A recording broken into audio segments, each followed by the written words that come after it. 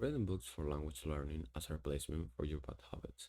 And why do I say to you that you need to replace your bad habits with language learning, in this case, the method of reading books? Well, because for a long of time, I actually tried to remove my bad habits and I was successful at it. The thing about that is that whenever you remove something and you don't replace it with something, then you're going to get right back and you're going to slip back into your bad habits. And so yeah, that's actually why I think that reading books is very beneficial, because it's actually one of the most efficient things in language learning. And yeah, I think that it can be very beneficial for you if you are into this hobby. In this case, there are some benefits into language learning. Well, there are some benefits of reading books for language learning that I think that you need to know. There is the vocabulary expansion. Literally is the most efficient thing. I mean, reading books is the most efficient thing for expanding your vocabulary or acquiring vocabulary in this case. Because actually, reading books, uh, there's just a limit on how quickly people can talk. Like when you watch series or when you watch anime, maybe they can say, let's just say like 140 words per minute or 150 words per minute. Well, when you read, you can actually read 300 or 400 words per minute, you know? So that's actually why reading is kind of overpowered, because you can read as fast as you want or as slow as you want, you know.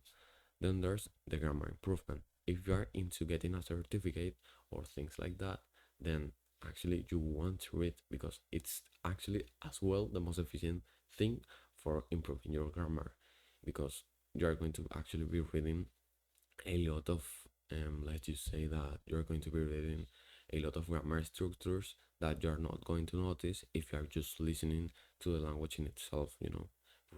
It's just that reading kind of has this vocabulary which is just contained in books, you know.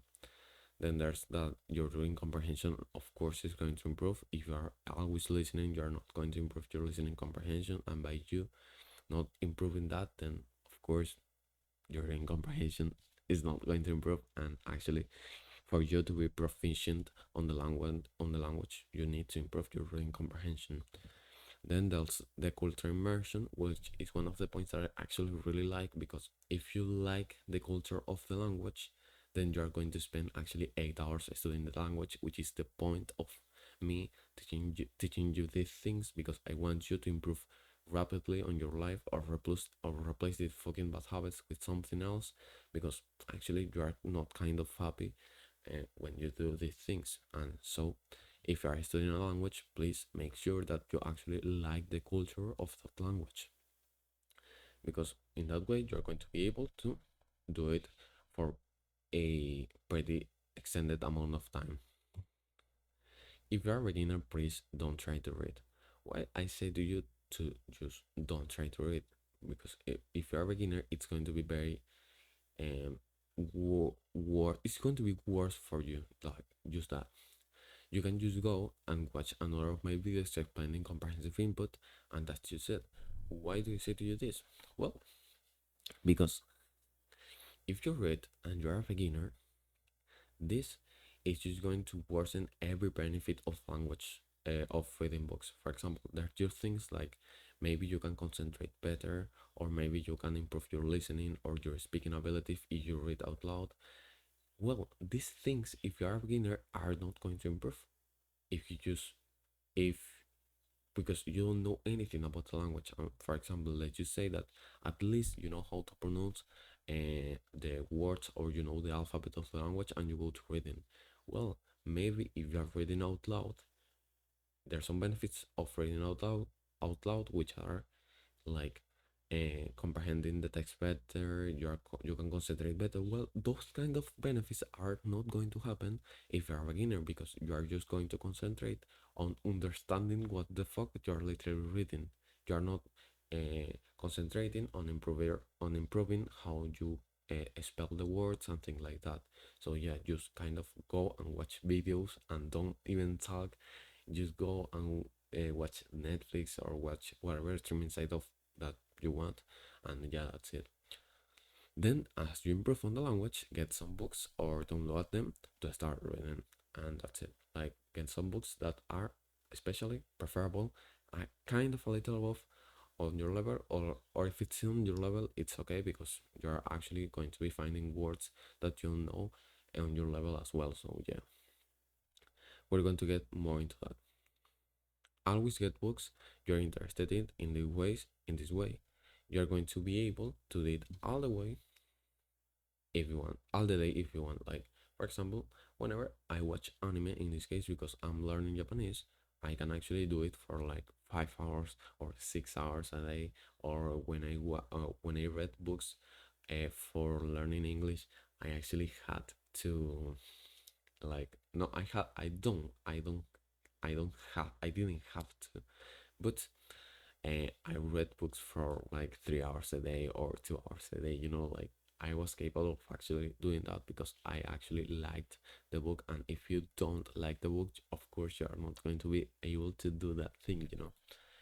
Then why replace bad habits through reading books? Well, because it's just fun. I think that I say to replace, not to remove. I think that I explained this to you, but because I know you're scared of removing something like games or anime.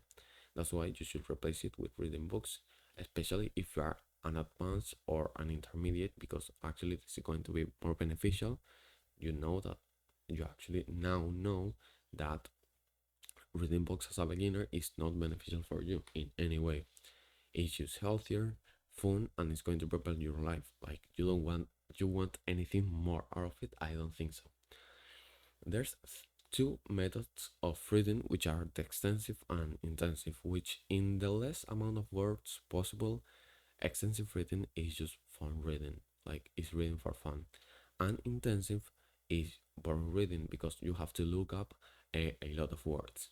Like, whenever you read, you have to look up the words and get their meaning. And that's it. Like, extensive fun reading, intensive for boring reading.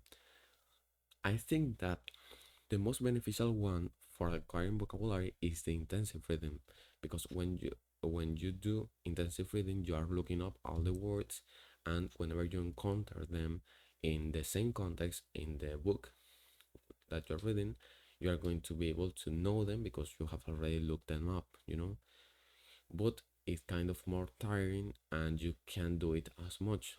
Then there's the extensive reading, don't which it doesn't have much of a benefit to you, but you can do it for long hours. And if you are reading something that is kind of on your level, but a little above, you are actually going to be getting a vocabulary as well, because when you have a 90% or 95% of comprehension, you can get into having input. And when you have a lot of input in that way, you are actually going to be getting that 5%, the rest, which is the 5%. And that 5% is going to actually be pretty easy to get when you have a good amount of comprehension on the language. How will I recommend you to do it, these two kinds of reading, if you don't have much discipline? Well, you can just read 30 minutes of intensive reading before going to school, which is going to be the most difficult part. Let's just say that you go to school and you go at 7 a.m. Well, let's just wake up at 5 a.m. You do 30 minutes of intensive reading before taking the lunch. This is very important because if you take a breakfast before before doing intensive reading, you're not going to be able to do it, especially if you take a breakfast like cereals and sugars, because that is just going to worsen your brain. So please do it whilst you're fasted. This is going to be kind of difficult, but I want you to get into this habit, or of when you study things, please study them fasted, because that is going to actually be very efficient time. For example, I am um recording this video for you whilst I'm fasted. I haven't eaten anything. Like, I haven't eaten anything. Like, I just woke up and I'm recording this video after I studied for 2 hours my university. So, like, yeah, Then all of the rest of the day you just do extensive reading, because if you follow the steps that I said to you, you are going to notice that extensive reading is very fun for you because you picked a book of your interest and you can do it like all the day. So please do it. There are some things that actually can worsen this extensive reading, which is like if you do things which are more fun. Let's you say that you do porn, you do games, or you do anime.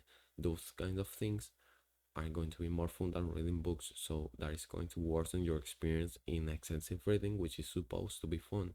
Because if you do things which are more fun than the thing that is going to propel your life, then the thing that is going to propel your life, you're not going to do it. So imagine if you just remove things like games or things like anime, and you just do books for fun, and imagine having something that is going to propel your life, which is fun. Like this is the point of it, like something that is fun and it's going to propel your life.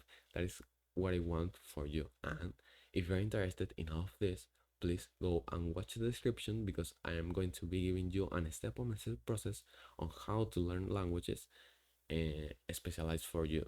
And if you want, I actually can give you as well some coach on how to apply input or methods to apply input.